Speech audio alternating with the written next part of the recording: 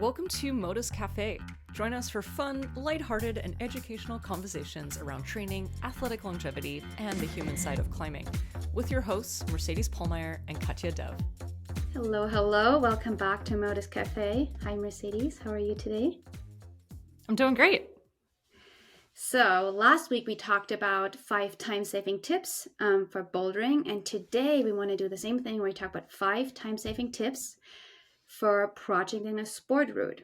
And I want to emphasize that in our mind, the 5 time-saving tips are really targeted towards sending a sport route, or for last week a boulder, quickly in terms of how many sessions do we spend on a route. For example, I'm a mom. I just don't get to go climbing outside as often. So I really like to be able to send my projects pretty quickly. And when I say sending my projects pretty quickly, I usually mean maybe between 3 to 5, or for boulders, maybe 3 to 7 days. So these tips can also be really great for projecting on a trip, or just for anybody who doesn't get to go outside, who has really short seasons. That's really what these projecting tips are for, to start a project and then to be able to send it within a few sessions. And with that, we're going to just roll right into projecting tip number 1 for climbing a sport route. Mercedes. Okay. So like the first tip really is that you don't have to try to climb the whole climb your first go. When you're projecting, it's all about energy management. And if you do this right and you go up to a climb and you kind of think about, okay, I'm going to conserve energy, how best am I going to do that? And the best way is to climb it bolt to bolt. And what that means is you go from one bolt to the next bolt and then you say, take. And then you read the next sequence. You go, you do that next sequence to the next bolt, and then you take. Don't feel bad that you're taking up time. It might be worth having a conversation with your belay partner. Like, this is the strategy that I'm going to do for this climb, so they know ahead of time. But this is a really great strategy to, one, make sure that you are not pumping off the climb before you even know what's happening on the climb. So you're saving energy, but you also start to put together the sequences. You're like, okay, here's section 1, here's section 2, here's section 3. You have to kind of just start building that map. And if you go bolt to bolt, you're going to remember these moves a lot more. You're saving energy. Totally. I think this is so important. In fact, to me, that's probably the most important tip that we're starting off with. Is I see so many people kind of waste a lot of energy on their first go, just trying to go as far as they can. And as you said, they waste energy. The movement tends to be lower quality when people get tired and they don't know where they're going.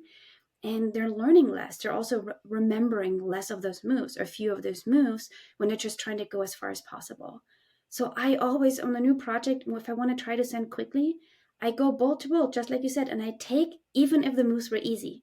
Because you can prepare for the next section, but not only do I prepare for the next section, I also look back on the section that I just did, and I try to memorize what I just did. And so that is so important. And for difficult sections, I will even ask my partner to lower me so I can do it again. So I really just go bolt to bolt on my first go, and I gather so much energy right away while I gather so much information right away while preserving energy. And in fact, I just went outside last week and I climbed this 512C, and that's what I did. On my first go, I went bolt to bolt.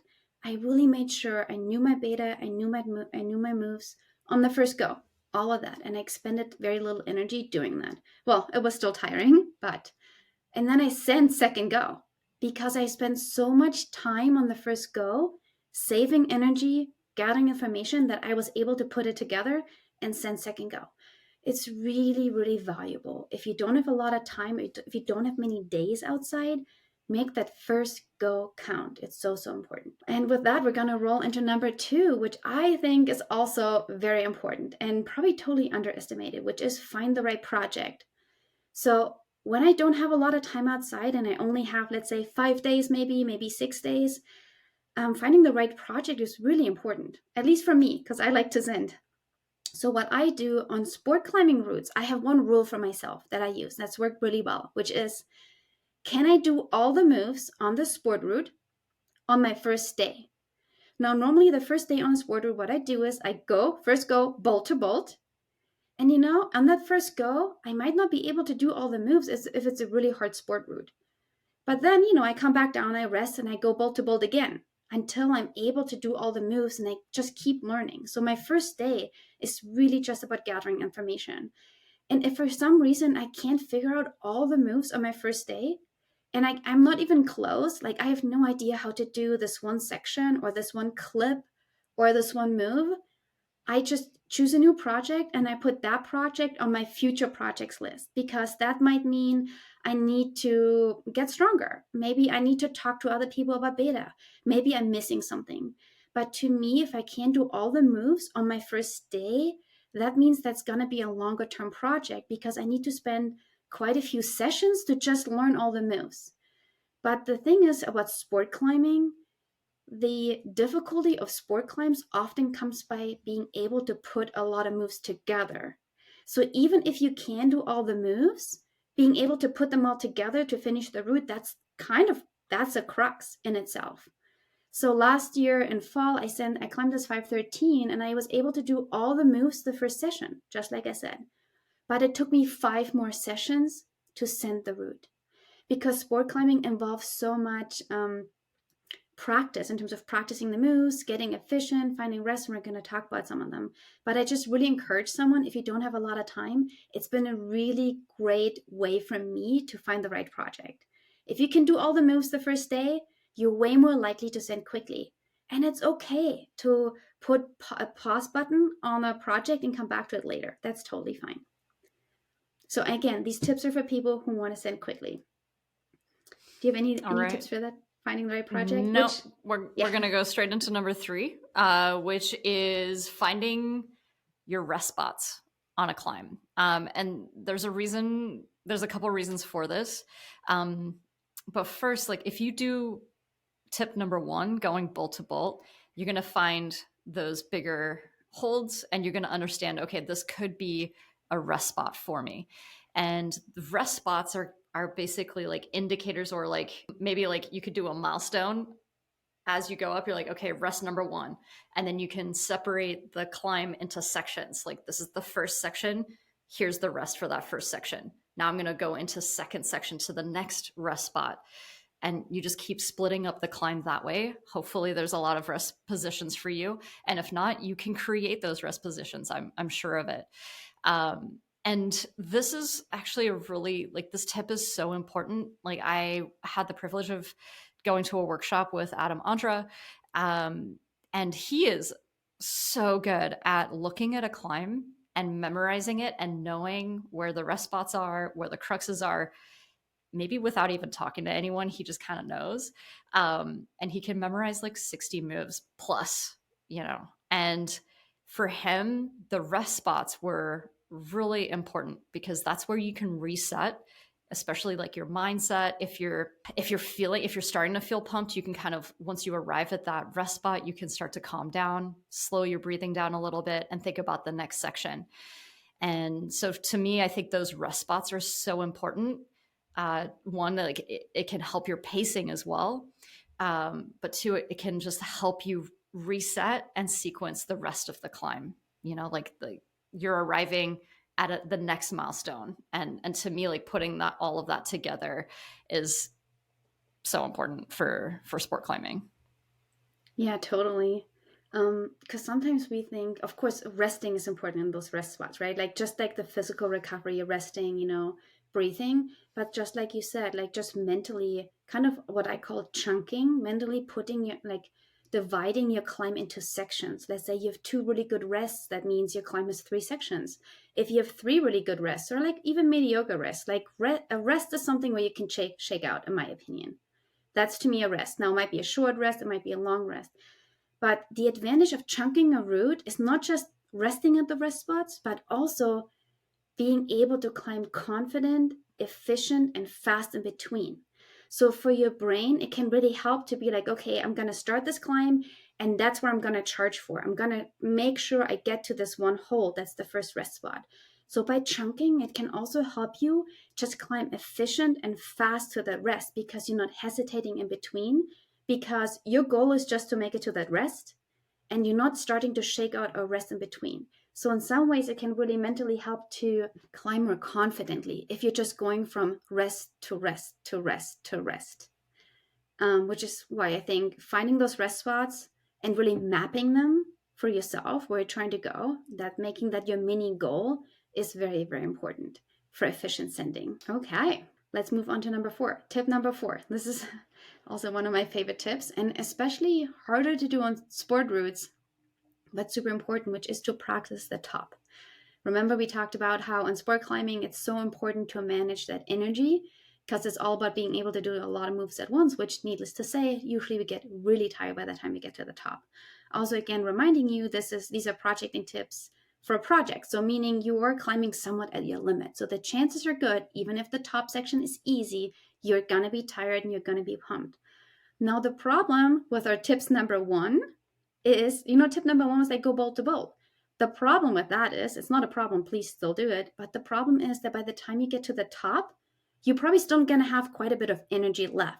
So you're not going to know what it feels like to climb the top section while being really pumped, which is probably what you will be if you're actually trying to send your route. So I really recommend anytime you climb your project and you take a lot, you figure out movements, and you make it to the top, even if the top feels very easy to you, rehearse it. That means you clip the anchors, you have your partner lower you to the last bolt, and you're going to climb that top section 3 to 5 times every time you're on the route. And even if it's easy, do it, because the problem is, once we get really pumped on top, most of us, I bet you do too, most of us get tunnel vision. When we get really pumped, we don't have time or energy to look around for a feat that might have been obvious to you when you went bolt to bolt. But if you're really pumped, your body just needs to know what to do. That means you need to have rehearsed the top section so much. So I really recommend anytime you make it to the anchors, you have your partner lower yourself and you're going to climb that top section 5 times. And I love what Mercedes said at the beginning for tip number 1. She said, prepare your partner for what you're about to do. So you can tell your partner ahead of time, listen, when I get to the anchors, I want to make sure I know the top section really well. So please lower me 3 to 5 times so I can rehearse that top section. It is so important. I have punted off the top with the chains literally, staring me in the eyes because I couldn't do one more move. I just couldn't see the jug because I was so pumped. I had tunnel vision and then I couldn't clip. And that was kind of really silly. And that cost me a whole day because I could have sent that one day if I had just rehearsed the top, and I did not rehearse the top. So I learned it the hard way. So trust me, it's an easy thing to do to just rehearse the top. Normally, they're not difficult. So you're not expending too much energy by rehearsing, but you're going to save a lot of time probably by being able to send faster if you have rehearsed the top. Amazing. Yeah.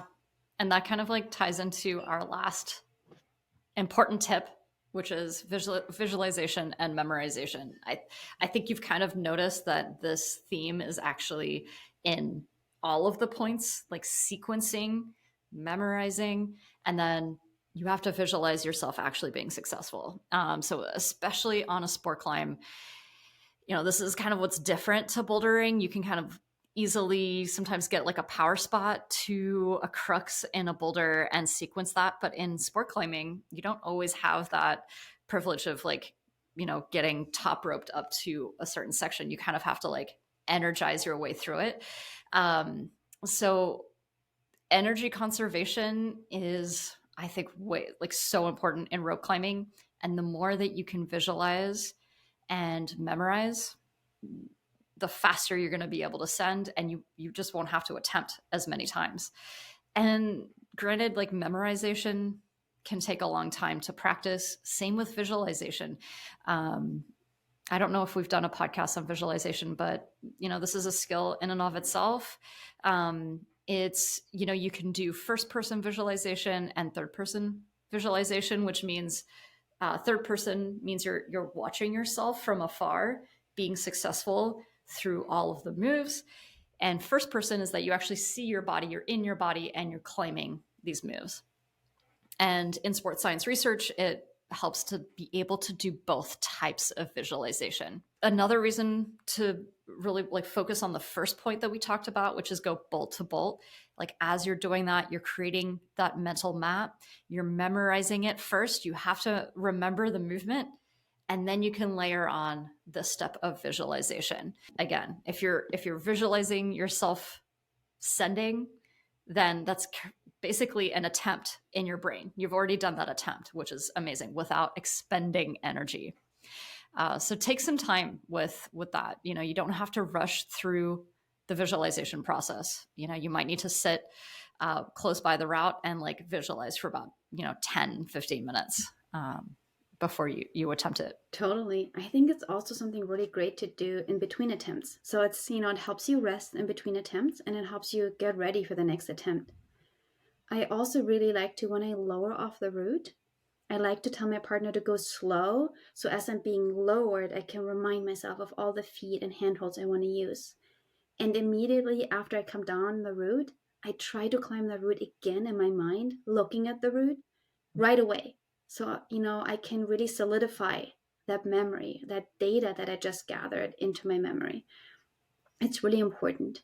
And I will say sometimes, at least for me, it can also help me watch others climb on that climb, because as they're climbing, I'm being reminded of some of the movement. Now that can be tricky because sometimes beta is different. So if that's confusing to you, don't do it. But for me, it can be very helpful to watch others climb, to just be reminded of all the different movement.